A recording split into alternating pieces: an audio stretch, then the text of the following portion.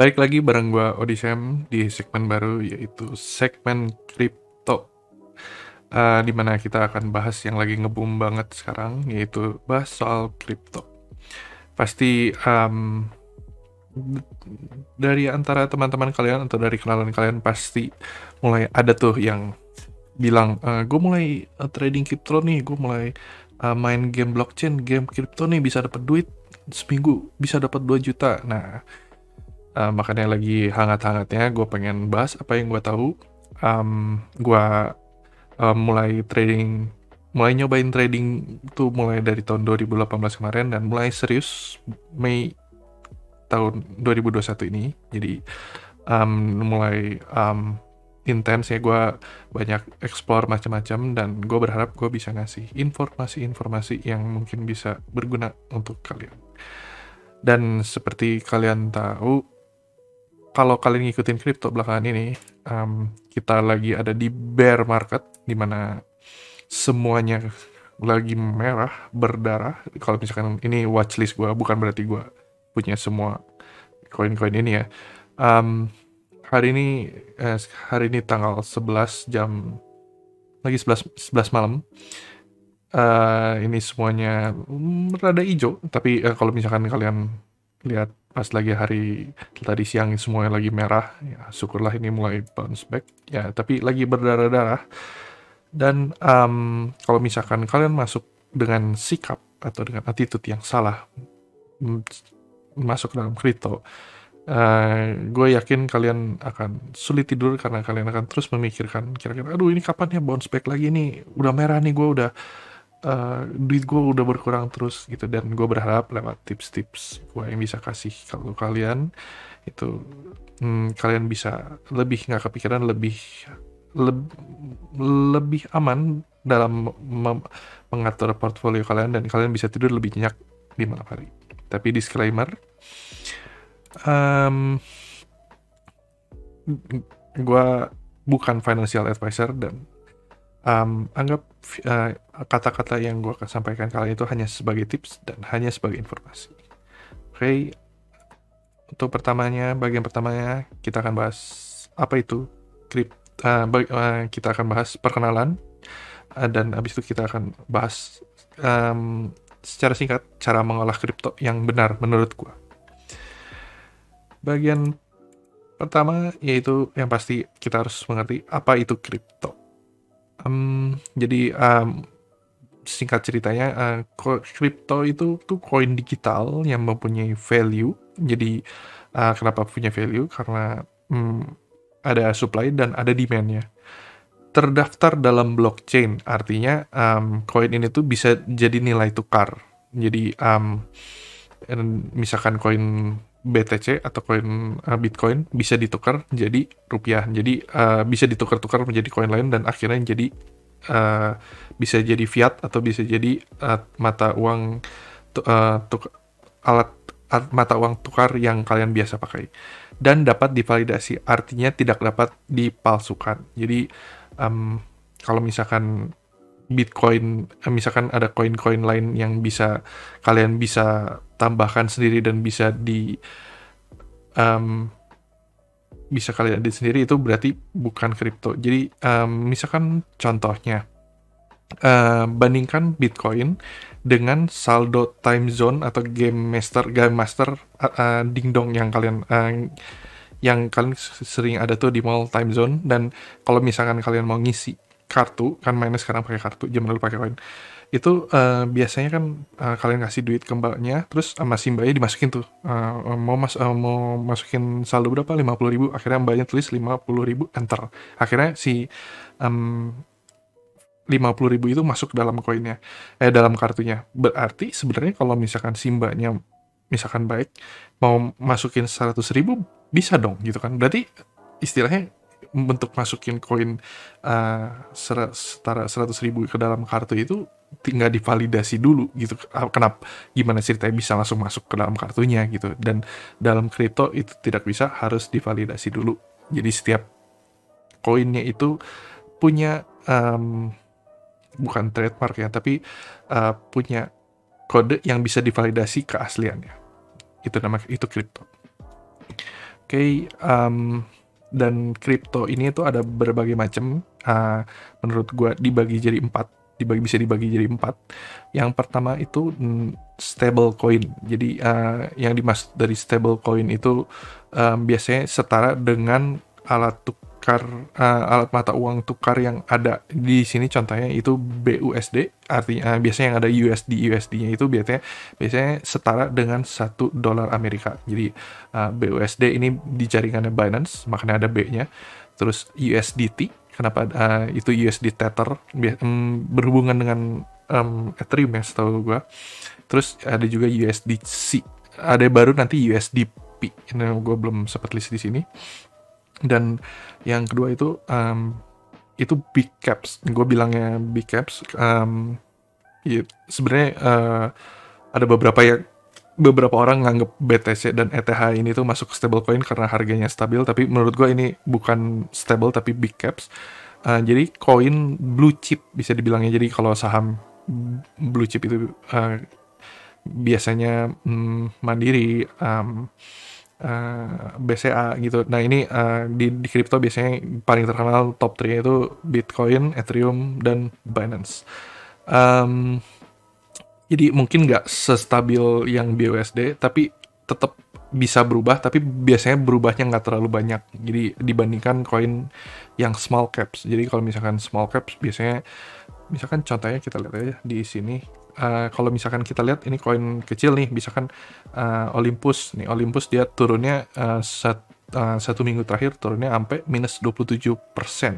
Sedangkan kalau misalkan kalian Ethereum, dia turunnya minusnya cuma minus 5,5, atau ya paling banyak ini minus 10. Sebenarnya udah lumayan parah sih, karena lagi banyak berita jelek untuk Bitcoin. Tapi seharusnya perubahannya nggak terlalu banyak. Jadi buat gue itu yang gue bilang namanya big caps, koin big caps. Jadi karena ada big caps, pasti ada small caps. Biasanya gue sih bilangnya namanya altcoin ya.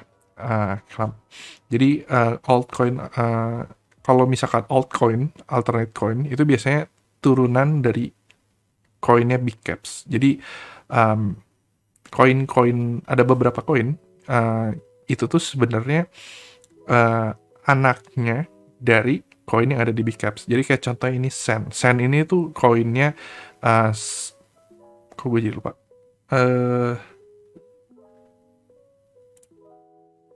lupa, Sandbox. Jadi kalau misalkan koin Sen ini tuh koin yang dipakai untuk game namanya Sandbox, dan Sandbox ini tuh dipakai di jaringannya Ethereum. Jadi sebenarnya koin Sen ini itu menginduk ke koinnya Ethereum. Jadi bisa dibilang kalau misalkan Ethereum naik, koinnya naik. Kalau misalkan koinnya turun. Biasanya bisa dilihat di sini. Kalau misalkan grafiknya biasanya dilihat secara grafik itu biasanya mirip. Jadi kalau misalkan kalian lihat koinnya Ethereum kan seperti ini. Sedangkan kalian, ya kebetulan ini sandboxnya beda. Cuman biasanya kalau koin-koin yang menginduk biasa ke koin big caps, biasanya itu mirip. Biasanya dia lagi turun, koin small capsnya turun, koin alternate coinnya turun. Kalau lagi naik, ini sebenarnya kalau kadang-kadang kalau alternate coin ini kadang-kadang belum tentu naik, tapi biasanya menginduk ke koin big caps. Yang salah contoh lainnya itu Mana itu Decentraland, dia juga menginduk ke Ethereum. Nah Om juga itu menginduk ke Ethereum. Nah ini mungkin One itu bisa dibilang koin small caps. Jadi koin One ini tuh dia berdiri di jaringan sendiri. Dia itu ada di Harmony. Ini ada contohnya. Koinnya bentuk namanya One. Dia seperti yang tadi saya bilang, kalau di big caps ini dia udah punya jaringan sendiri. Jadi Bitcoin ada di jaringan Bitcoin, Ethereum itu di jaringan Ethereum, BNB ada di jaringan Binance. Sedangkan One dia tuh punya jaringan sendiri namanya jaringan Harmony, dan dia masih terhitung kecil. Kalau di sini dia masih masuk 73 besar. Dia ya, meskipun Harmony sebenarnya udah lumayan dibilang besar sih. Yang contoh yang lain itu FTM itu Phantom. Di sini, karena ini Phantom juga lagi happening, lagi disukain.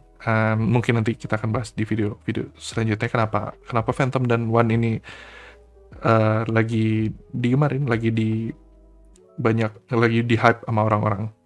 Tapi menurut gue ini adalah koin small caps. Dan yang terakhir adalah Michin Coin.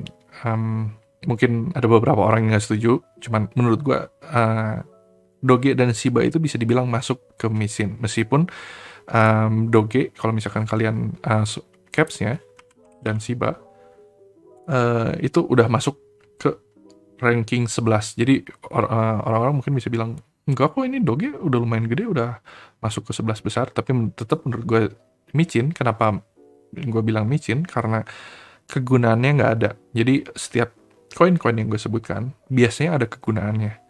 Dan arti dari Michin coin itu, koin itu belum tentu ada kegunaannya. Jadi gue bilang itu Michin coin. Karena naik turunnya nggak jelas. Ya ada orang cabut, ya udah cabut gitu. Orang ada whale, atau orang yang punya koin itu banyak tiba-tiba cabut, harganya jeblok, ya udah langsung jeblok, nggak bisa ngapa-ngapain. Makanya gue bilang Michin. Oke, jadi gue sempat bilang kalau misalkan kita tuh dalam mengolah kripto itu tuh ada cara yang menurut gue lebih baik, yaitu dengan cara farming, jangan dipakai buat trading. Dan yang kalian sering dengar itu pasti koin kripto itu tuh pasti di tradingin. Jadi kayak misalkan gue main kripto, pasti mindset itu orang itu trading kripto, jadi jual beli kripto doang. Padahal ada cara lain mengolah kripto, yaitu dengan di farming. Jadi mindset, jadi apa itu trading dan farming kripto? Jadi kalau pengertiannya, kalau trading itu mungkin lebih kayak bertaruh kalau koin itu akan naik. Jadi kayak misalkan ya menurut gue nggak beda jauh sama kasino. Jadi kayak gue bertaruh kalau misalkan Dogecoin atau Shiba coin 2 bulan ke depan bakalan to the moon. Nah, ya apa bedanya sama kasino gitu kan? Kalau turun ya udah kayak koinnya hilang. Kalau secara farming itu kita tuh mencari koin yang fundamentalnya bagus. Jadi yang dipakai, jadi kayak tadi seperti gue bilang, kalau koin ini, koin Sand, gue bisa sebutkan gitu, kalau misalkan koin Sand ini koinnya Sandbox, dipakai untuk di game, dan misalkan koin Mana sama juga untuk dipakai game, jadi ada kegunaannya. Dan ketika koin ada kegunaannya, itu biasanya bisa dicek fundamentalnya, bagus atau enggaknya, kepake atau enggaknya, roadmap project kedepannya seperti apa. Dan ketika kita menemukan koin yang fundamental bagus, bisa dijadikan sebagai passive income. Jadi gue pernah bikin penggambaran seperti ini. Kalau misalkan trading, itu kita punya koin, punya duit, dimasukin ke dompet, dan ya udah dimasukin dompet, 2 bulan kemudian koin itu naik atau turun, ya kita terima apa adanya gitu. Nah sedangkan kalau kita farming, misalkan kita punya duit 100.000, kita masukin ke dompet, besoknya bisa jadi udah jadi 110.000 gitu. Jadi mungkin lebih mirip deposito, tapi kalau dalam kripto itu deposito on steroid, karena biasanya depositonya bunganya besar. Tapi bunganya besar, resikonya juga lumayan gede. Oke. Nah, cara farming tuh, cara-cara farming seperti apa? Contoh yang lumayan banyak dipakai, itu yang pertama itu staking. Jadi kalau staking itu persis seperti deposito. Jadi yang contoh yang gue pakai itu AXS, karena paling gampang buat gue temuin websitenya. Gue sempat staking di sini. AXS itu koin governance stock, koinnya Axie Infinity, game Axie Infinity. Jadi seperti yang gue tadi bilang, kalau misalkan ada kegunaannya, gue bisa sebutkan kan, kalau misalkan AXS ini dipakai untuk main gamenya Axie Infinity, berarti ada kegunaannya. Tinggal kalian lihat Axie Infinity itu gamenya bagus atau enggak, roadmap ke depannya bagus atau enggak. Dan kalau misalkan kalian yakin, ini gamenya Axie bagus nih buat 2 tahun ke depan akan tumbuh terus, kalian masukin duitnya. Dan seperti kalian lihat, deposito di mana-mana pun di Indonesia di bank nggak ada yang bunganya setahun bisa sampai 114%. Jadi on steroid, makanya gue bilang. Dan kalau kalian masukin duitnya di dalam akses satu koin AXS jadi harga 1 juta, terus 1 bulan kemudian jadi 1,5 juta, kalian tetap dapat value-nya tuh tetap naik. Itu kalau staking. Lalu yang kedua adalah liquid pool staking. Nah, ini ada sedikit ribet. Mungkin gue bakalan bikin video terpisah di video berikutnya. Itu contoh yang bisa gue pakai itu adalah di PancakeSwap. Di PancakeSwap biasanya liquidity pool itu biasanya memakai 2 koin. Singkat ceritanya, kalau liquidity pool itu adalah penyeimbang pasar. Jadi kita ikut turut andil dalam menyeimbangkan harga pasar. Jadi contohnya lo mau beli koinnya Cake. Ini kan liquidity poolnya Cake dan BNB Binance. Jadi biasanya kalau misalkan gue mau masuk ke liquidity pool, gue tuh harus beli koin dua-duanya yang punya nilainya setara. Jadi misalkan gue masuk $1.000, berarti gue harus beli $500 koin Cake dan $500 koin BNB. Terus gue masukin, gue jadiin satu, akhirnya jadi $1.000. Dan misalkan lu datang ke gue ingin beli koin Cake dengan BNB lu. Jadi artinya gue minta BNB lu, gue bakalan kasih Cake-nya ke lu. Nah, di saat itu gue menyimbangkan harga pasar. Kalau gue ceritain selengkapnya rumit, tapi intinya gue menjaga keseimbangan harga pasar. Dengan gue menjaga keseimbangan harga pasar tersebut, gue akan dikasih APR tuh bunganya 43,24%. Dan biasanya kalau liquidity pool ini banyak macam-macam ya. Kayak contohnya di PancakeSwap ini dia tuh ada multiplier-nya. Jadi bukan berarti kalian bakal ngomong kalau gitu apa bedanya dengan staking? Ini staking lebih gede 114. Jangan salah dulu. Kalau misalkan di liquidity pool yang ada di PancakeSwap ini, kalau misalkan untuk contohnya Cake BNB ini, dia itu ada multiplier. Jadi dengan singkat cerita 43% ini dikali 40. Berapa tuh? 43 kali 40. 1.700% gitu kan. Dan biasanya lebih menguntungkan kalau kalian masukin ke liquidity pool. Tapi ada plus minusnya. Kalau misalkan di liquidity pool, kalau misalkan harganya naik, misalkan harga Cake-nya tiba-tiba naik to the moon 200% dalam waktu 2 jam, biasanya kalian nilai Cake yang ada kalian tadi kan ada $500 kan, bukan berarti kalian langsung dikali jadi 200% jadi $1.000. Biasanya kepotong, jadi biasanya 80% dapat 70% ya. Jadi itu kita bilang namanya impermanent loss. Nah, loh kalau gitu apa untungnya gue masukin ke liquidity pool? Tapi dengan mekanisme yang sama, kalau misalkan jelek-jeleknya koinnya jatuh, misalkan dari 100% jadi 50%, kalian justru juga sama kejaga gitu. Jadi orang lain Cake-nya dari $500 turun setengah jadi $250, tapi karena kalian masuk ke liquidity pool, kalian akan kejaga turunnya hanya misalkan 80 atau enggak 70%. Jadi bisa dibilang liquidity pool itu kalau untuk yang biasanya dipakai untuk koin-koin yang harganya berubahnya tuh sideways. Jadi nggak berubah drastis ke atas, nggak berubah turun ke bawah. Jadi itu lebih cocok untuk liquidity pool. Dan yang ketiga ini lending borrowing. Jadi contohnya yang paling banyak dipakai itu AV. Dia basically mirip pinjol. Jadi misalkan kalian punya koin DAI, kalian nggak kepake, akhirnya kalian titipkan di AV ini supaya orang lain bisa pinjem gitu. Biasanya kalau misalkan kalian mau minjem koin di dalam kripto, nggak bisa kalian serta-merta langsung pinjem, tapi biasanya kalian harus kasih kolateralnya, jadi jaminannya. Biasanya kalau kalian mau pinjem misalkan ini USDC, kalian mau pinjem USDC $1.000, biasanya kalian harus kasih kolateralnya $1.200. Jadi biasanya beda sampai 10-20%. Kalau misalkan kita mau pinjem koin kok malah kita harus kasih koin yang lebih banyak gitu. Apa untungnya? Nah, pertama-tama biasanya dengan kalian pinjem duit, justru kalian malah dapat bunga. Makanya kalian lihat tuh pinjam duit ada APR nih, ada hitungan APR dan APR beda, rada panjang kalau dijelasin.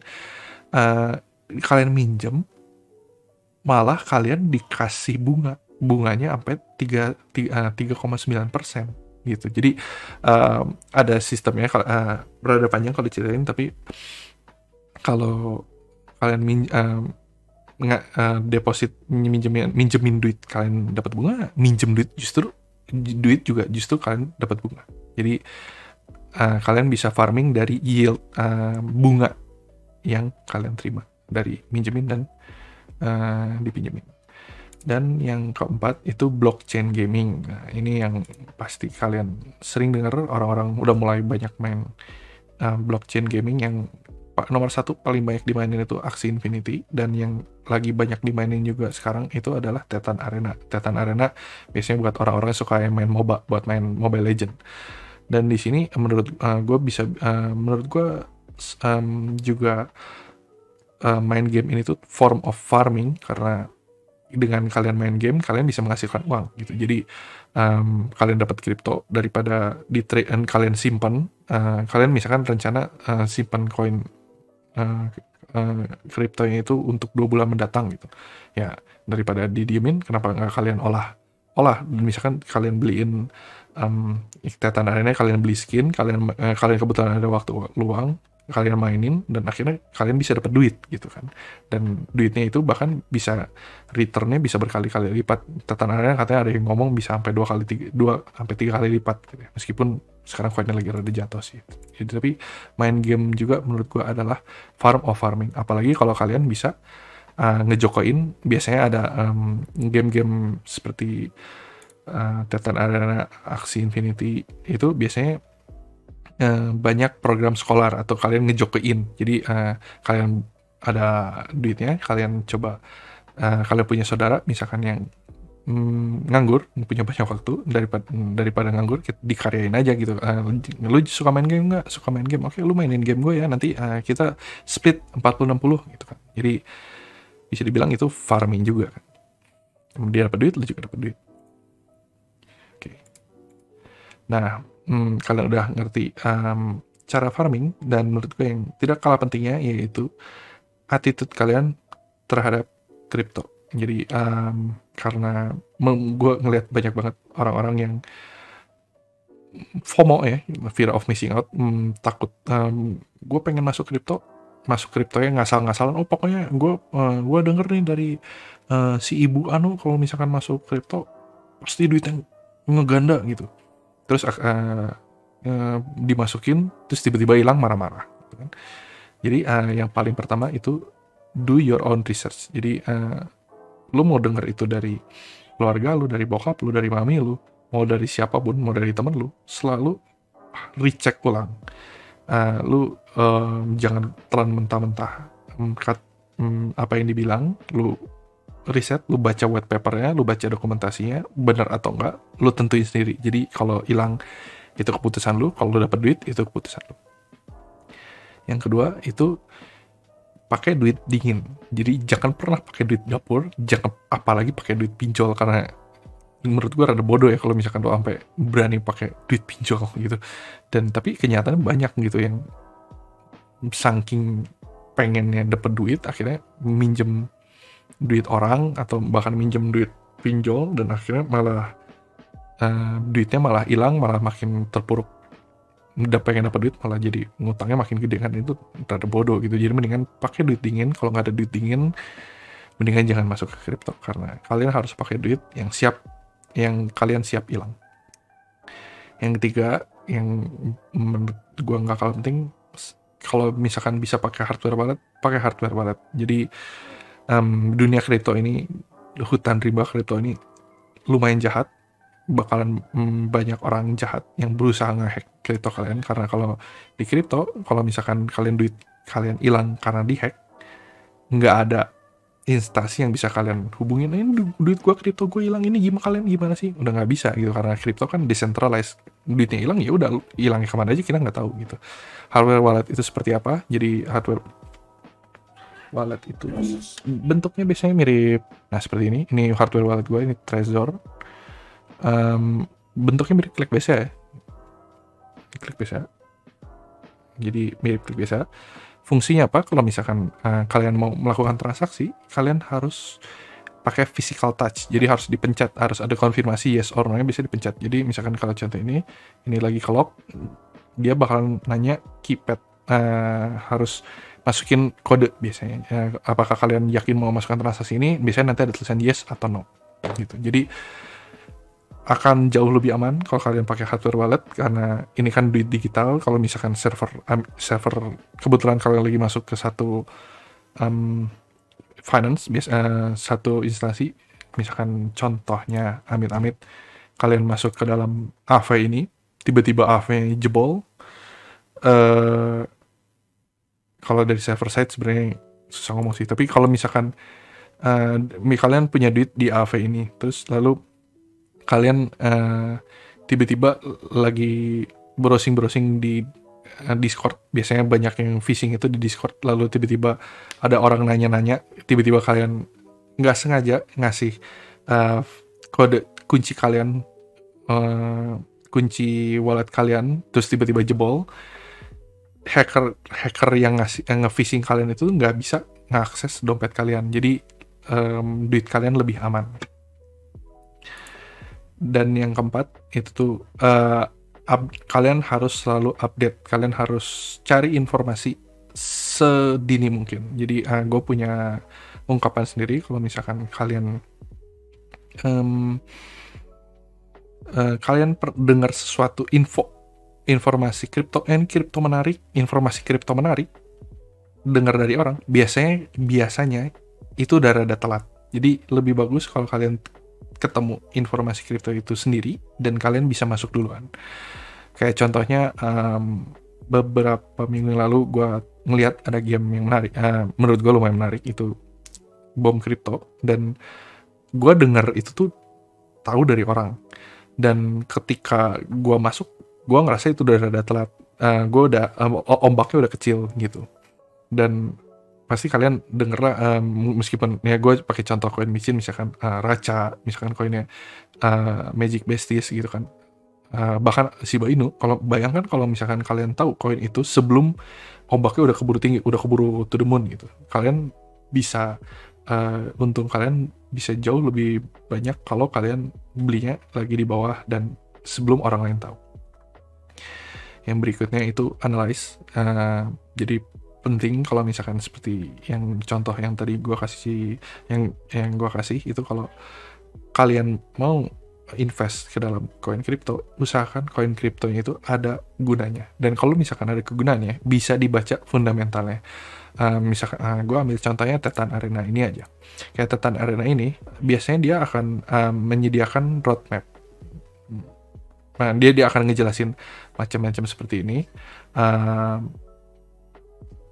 Dan penting banget kalau misalkan ada project itu, biasanya checklist pertamanya itu lihat developernya nunjukin muka atau enggak, dan lebih bagus lagi kalau misalkan si yang dibikin itu bisa di search di sosial media mereka, antara di LinkedIn, di Twitter, itu jadi ketahuan oh ini orangnya ada nih, kalau misalkan ada apa-apa bisa kita minta pertanggungjawaban ya, meskipun susah juga minta pertanggungjawabannya.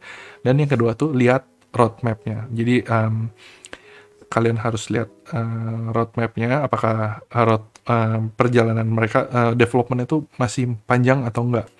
Kalau misalkan di permulaan, kalian, itu menurut gue salah satu entry point yang paling bagus ya.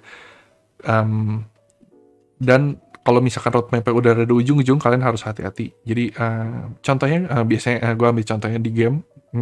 Ada game gue mungkin rada susah, projectnya rada gagal, jadi gue takut ngejelek-jelekin game orang. Tapi ada project yang game yang waktu itu lagi nge-hype, dan teman gue ngasih tahu, ayo ikut masuk ini, untung tiap kali main lu untungnya tiap hari bisa sampai 45 juta loh gitu kan. Akhirnya gue coba cek roadmapnya, ternyata roadmapnya dia itu ada udah di ujung, dan koinnya udah terlalu kemahalan. Akhirnya gue pilih untuk nggak masuk. Dan benar aja, karena roadmapnya udah di ujung, di roadmap di ujung itu November. Akhirnya dia udah ngasih taunya roadmap terakhir di November.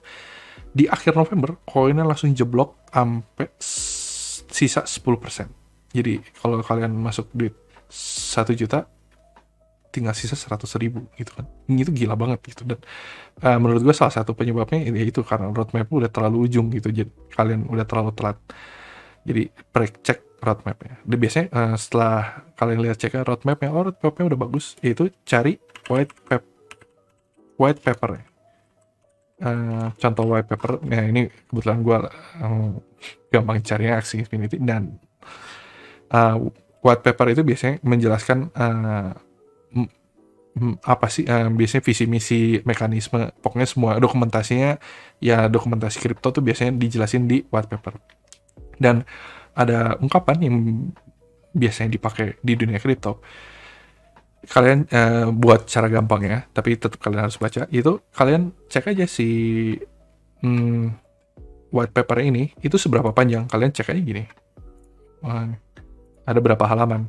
Dan yang biasa gue pakai itu kalau misalkan white papernya cuman 10-15 halaman, itu bukan white paper, itu sales paper. Artinya mereka berusaha menjual doang, mereka nggak ngejelasin apa-apa soal project mereka. Kalau itu kalian harus hati-hati. Tapi kalau misalkan di saat mereka ngejelasinnya sampai ini kita ini kita komunitasnya apa, kita ada third party development ada apa aja, ada ini decentralized organization-nya apa, terus mereka jelasinnya sangat lengkap. Semakin lengkap itu semakin baik gitu. Jadi analyze fundamental. Terakhir, kalian udah ngeriset, kalian udah pakai duit dingin, dan kalian udah beli hardware wallet, kalian udah dapat informasinya lebih duluan, kalian grinding informasi. Fun fact, buat cari informasi yang paling cepat sekarang, belum tentu benar, tapi paling cepat sekarang dari TikTok. Akhirnya gue harus belajar TikTok. Dan di Twitter.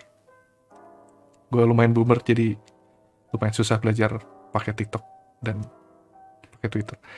Dan udah dapat informasinya, kalian analyze, kalian baca roadmap, kalian lihat roadmapnya, kalian lihat white paper ya, kalian yakin. Tinggal terakhirnya yaitu manajemen risknya. Ketika kalian masuk, kalian harus nentuin kalian tuh tipe yang paper atau diamond hand. Paper diamond hand tuh lebih kalian mau hold, atau kalian kalau misalkan turun dikit kalian langsung jual gitu. Kadang-kadang biasanya kalau ketika fundamentalnya kuat, itu biasanya kalian harus belajar untuk megang koinnya itu tahan lebih lama. Orang-orang biasanya bilangnya namanya diamond hand. Jadi kayak contohnya Axie Infinity. Axie Infinity ini kalau misalkan kalian lihat koinnya sempat jatuh. Jadi kita lihat tinggal terakhir ini jatuh nih. Dia biasanya kalau lagi jatuh gini, kalian jangan terlalu panik. Kalian harus cari tahu kenapa bisa jatuh sampai ekstrim seperti ini. Jadi waktu itu sempat dicari, ternyata karena emang dunia kripto emang keterpa informasi yang lumayan jelek. Jadi waktu itu dia jatuh, ketarik sama Ethereum. Dan ketika kalian udah tahu penyebabnya, kalian tuh udah tahu, kalian seharusnya jauh lebih tenang karena kalian tahu fundamentalnya bagus, dan kalian harus yakin kalau dan dilihat dari visi misi, belum tentu games ya, bisa jadi macam-macam, tapi visi misi perusahaan itu, usaha itu bagus, kalian harus ada conviction, kalau yakin kalau project ini akan akhirnya berhasil. Biasanya orang-orang kripto biasanya we all gonna make it gitu. Jadi kalian harus belajar untuk diamond hand. Jadi contohnya kayak gue lagi ada masuk di gue salah satu yang gue suka itu namanya DeFi Kingdom. Dia lagi ada jatuh, kemarin sempat jatuh, tapi gue yakin project ini akan manjang, akhirnya ngestabilin lagi gitu. Dan ketika kalian melakukan hal ini dan kalian nggak trading, seharusnya kalian lebih bisa megang kripto kalian lebih lama. Bukan berarti kelamaan, mungkin lama atau enggaknya lebih pendek ya daripada saham. Kalau saham kan misalkan BCA, kalian masuk BCA bisa tuh masuk BCA nggak gue lihat 3 tahun 4 tahun gitu kan. Mungkin kalau kripto mungkin jangkanya lebih pendek, bisa hitungannya bulan. Tapi kalau misalkan kalian udah suka sama projectnya, misalkan gue suka sama Axie Infinity, gue udah aset-aset gue banyak gede di Axie Infinity, mungkin gue akan bahas di video lain. gue akan tahannya mungkin bisa sampai 1 sampai atau enggak bahkan sampai 2 tahun.